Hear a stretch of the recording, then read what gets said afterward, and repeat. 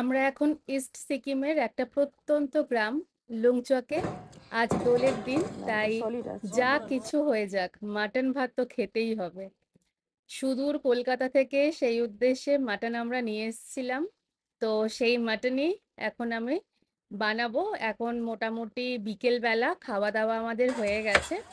আর দেখো, আমার হোমস্টের কিচেন এখন আপাতত আমি দখল করে বসে আছি।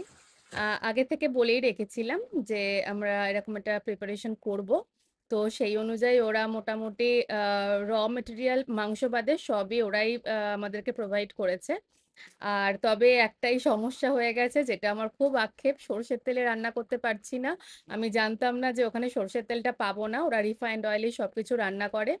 আর শুকনো লঙ্কা গুঁড়ো, কাশ্মীরি মির্চ কিছু পাচ্ছি না।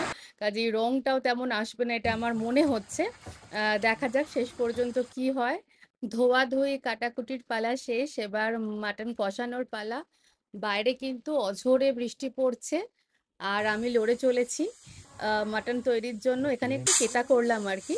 তো যাই হোক, সিটি বেজে গেছে, মাটন রেডি। এবার আমরা রাত্রিবেলা একদম ঝরে ডাইরেক্ট ঝরে মাটনের পড়ছে। কুকারটা খুললাম, আর দেখো মাটন দিয়ে আমরা এখন ডিনার করব জমিয়ে।